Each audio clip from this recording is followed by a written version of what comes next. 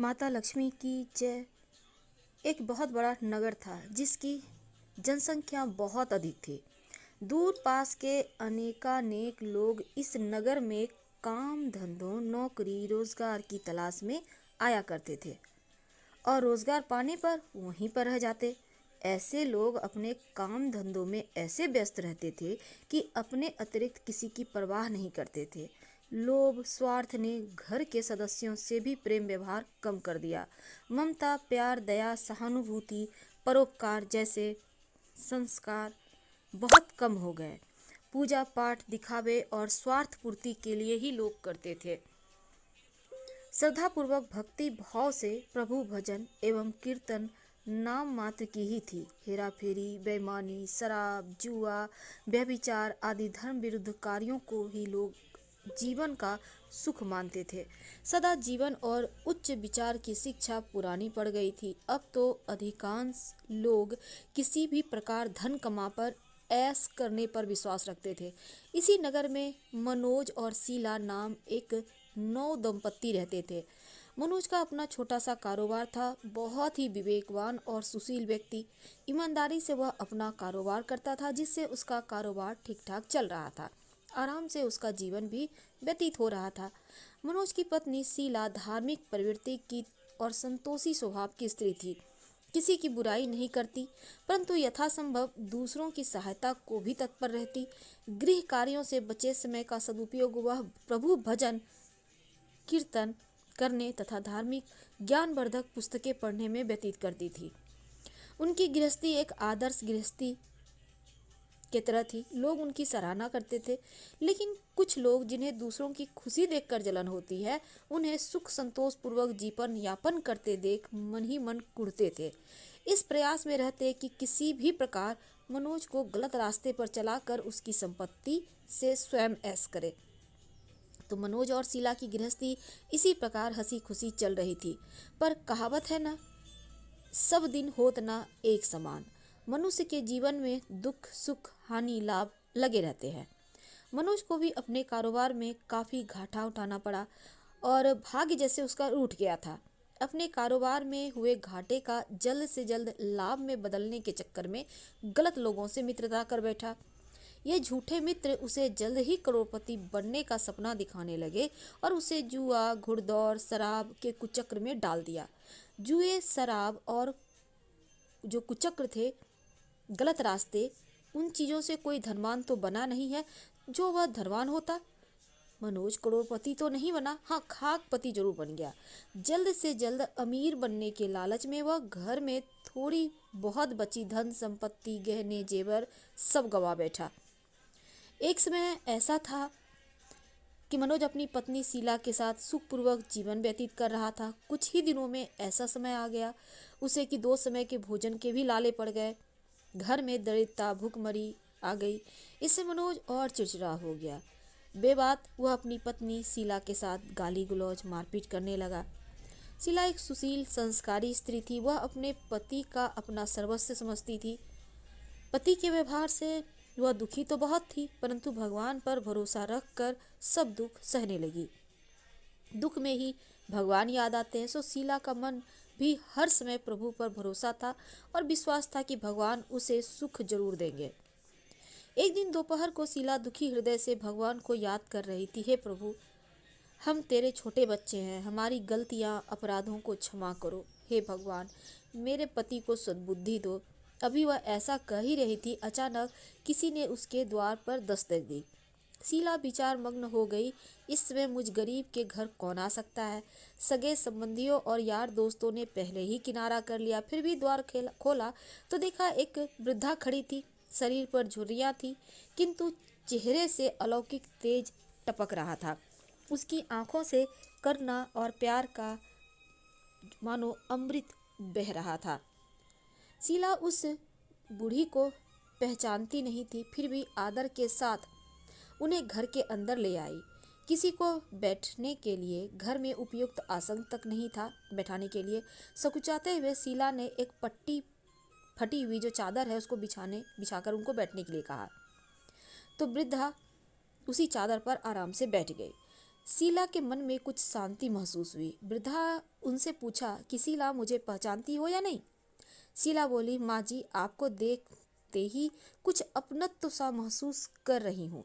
ऐसा लगता है कि आप मेरे बहुत नज़दीक हो। आपको देखकर मेरा रोम रोम खिल उठा है, जैसा प्रायः विशेष परिचित व्यक्ति से मिलने पर होता है।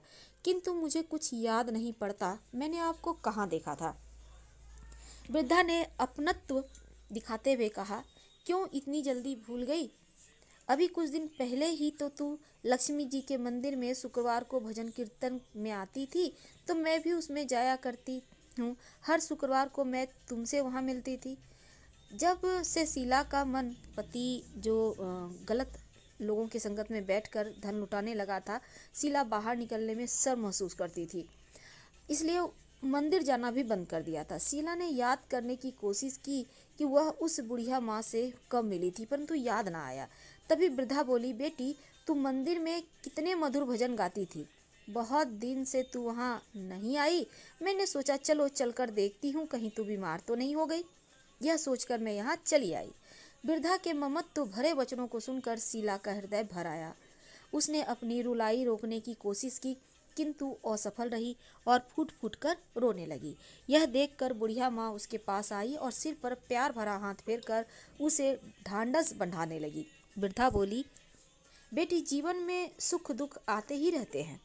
हमेशा सुख हमेशा दुख किसी के भी घर नहीं रहता, अतः दुखों से घबराना नहीं चाहिए। शीला बोली, माँ जी, मैं थोड़े दुख में कभी नहीं घबराई, परंतु अब सहा नहीं जाता। ऐसा कहते कहते फिर रोने लगी। वृद्धा फिर सांत्वना देती हुई बोली, धैर्य रखो बेटी, और अपनी व्यथा मुझसे कहो कि तुझे क्या दुख खाए जा रहा है। इस प्रकार बताने से तेरा मन भी हल्का हो जाएगा और मुझसे हो सकेगा मैं तेरे दुख दूर करने का उपाय भी बता दूंगी। तो वृद्धा की बात सुनकर शीला के मन में बहुत राहत मिली। उसने बुढ़िया माँ को अपनी दुख भरी कथा सुनाई शुरू की और वह बोली, माँ जी, पहले मेरे परिवार में बहुत सुख शांति थी। मेरे पति मेहनती, ईमानदार, सुशील थे। भगवान की कृपा से मेरे घर में खुशियाँ ही खुशियाँ थी। किसी भी कार्य में हमें कभी धन की कमी नहीं हुई महसूस। अचानक हमारे भाग्य ने पलटा खाया। मेरे पति को अपने कारोबार में घाटा हुआ। अधिक धन कमाने के चक्कर में बुरे लोगों की संगत में आ गए और वे जुआ, शराब, रेस आदि जो गलत रास्ते हैं उसमें फंस गए हैं। इस प्रकार उन्होंने अपना सब कुछ गवा दिया। आज हम बिल्कुल कंगाल हो गए हैं। अब तक जैसे तैसे घर की छोटी मोटी चीज़ें बेचकर गुजारा करते थे, अब तो घर की सब वस्तुएं भी समाप्त हो गई हैं। हम दर दर की ठोकरें खाने वाले भिखारी हो गए हैं। वृद्धा बोली, बेटी, कर्म की गति बड़ी न्यारी होती है। मनुष्य यदि अच्छे कर्म करे तो दुख नहीं उठाने पड़ते। कुछ पिछले जन्मों के कारण लाभ, हानि, सुख, दुख मनुष्य पर आते हैं। ऐसे में वह संयम से काम ले, भगवान पर भरोसा रखे तो शीघ्र ही उनके दुख दूर हो जाते हैं। बेटी, तेरे दिन भी अवश्य फिरेंगे। मैं तुझे उपाय बताती हूँ। तू भगवती महालक्ष्मी की भक्त है। वे तो स्वयं धन की देवी और प्रेम करुणा की अवतार हैं। अपने भक्तों पर उनकी कृपा सदैव बनी रहती है। अतः तू उन्हीं महालक्ष्मी जी का व्रत कर, वे अवश्य ही तेरा कष्ट दूर करेंगी। बुढ़िया माँ की बात सुनकर शीला बहुत प्रसन्न हुई और उसने पूछा, माँ जी, श्री महालक्ष्मी जी का व्रत कैसे किया जाता है, यह मुझे समझा कर कहो। मैं इस व्रत को अवश्य करूँगी। बुढ़िया ने कहा, बेटी, श्री महालक्ष्मी जी का व्रत बहुत ही सरल है। इसके करने से धन संपत्ति, सुख, वैभव, यश प्राप्त होता है। कुंवारी कन्या को मनचाहा पति मिले, निसंतान को संतान हो, खोई हुई वस्तु वापस मिले और कोई अन्य मनोकामनाएं भी इस व्रत को करने से पूर्ण होती है। धन वैभव प्रदान करने के कारण ही देवी महालक्ष्मी को धन लक्ष्मी और वैभव लक्ष्मी भी कहा जाता है। शुक्रवार देवी का दिन होता है, इसलिए यह व्रत शुक्रवार को ही किया जाता है। व्रत करने वाले को सुबह स्नान वगैरह से निवृत्त होकर भगवान माँ महालक्ष्मी, जय वैभव लक्ष्मी माँ का निरंतर जाप करते रहना चाहिए। शाम अपने घर के एक कोने में चौका लगाकर साफ करके एक पटरा रखो, उसके ऊपर एक साफ कपड़ा बिछाकर उस पर थोड़े से चावल रखो। फिर एक लोटे में जल उन चावलों के ऊपर रखो। लोटे के ऊपर एक कटोरी रखो, उस कटोरी में सोने या चांदी का कोई आभूषण रखो। अगर कोई आभूषण ना हो तो 1 रुपया का सिक्का भी कटोरी में रख सकती है। इसके बाद एक घी का दिया और धूप बत्ती जलाकर रखो। एक बर्तन में थोड़ा मीठा प्रसाद के रूप में रखो और प्रसाद में बतासे या गुड़ भी रख सकते हैं। पटरे के ऊपर लोटे के पास सोने, चांदी या तांबे पर बना श्रीयंत्र भी रखो। यदि धातु का श्रीयंत्र घर में ना हो तो कागज पर छपे श्रीयंत्र को भी रखा जा सकता है। भगवती लक्ष्मी माँ को श्रीयंत्र अत्यधिक प्रिय है। पूजा करने और कथा कहने के लिए पटरे के पास पूर्व की ओर मुंह करके बैठो। सबसे पहले श्रीयंत्र को हाथ जोड़कर श्रद्धापूर्वक नमस्कार करो। फिर वैभव लक्ष्मी के ध्यान मंत्र को पढ़कर भगवती महालक्ष्मी की स्तुति करो। उन्हें संस्कृत में भी ध्यान व मंत्र कहने में कठिनाई हो तो सरल भाषा में भी आप स्तुति कर सकते हैं। तो माँ महालक्ष्मी दिखावे की नहीं बल्कि भाव की भूखी हैं। इसके पश्चात कटोरी में रखे आभूषण या पैसे पर हल्की सी कुमकुम और अक्षत चढ़ाइए। फिर दोनों हाथ से लाल रंग के पुष्प अर्पित कर प्रसाद का भोग लगाइए और धूप और दीप दिखाए पुनः माँ लक्ष्मी की स्तुति करके लक्ष्मी महिमा गाओ और आरती उतारो। फिर मन ही मन सच्चे हृदय से जय महालक्ष्मी माँ 11 बार उच्चारण करो। इसके बाद 11 या 21 शुक्रवार का व्रत करने का संकल्प लेकर अपनी मनोकामना पूरी करने के लिए माँ से हाथ जोड़कर विनती करो। अंत में माँ का प्रसाद बांट दो। थोड़ा सा प्रसाद अपने लिए रखो। बाद में कटोरी में रखा आभूषण, रुपया और श्रीयंत्र उठाकर रखो। लोटे का पानी तुलसी के पौधे में चढ़ा दो। इस दिन पूरे दिन उपवास रखकर शाम के समय प्रसाद खाना। यदि इतनी भक्ति ना हो तो एक बार शाम को प्रसाद खाकर सादा वैष्णव भोजन कर सकते हैं। इस प्रकार इस व्रत को शास्त्रीय विधि के अनुसार करने से उसका फल अवश्य प्राप्त होता है। इस व्रत के प्रभाव से मनुष्य की सब विपत्तियां दूर होकर धन वैभव की प्राप्ति होती है। कुंवारी कन्याओं को मन भावन पति मिलता है।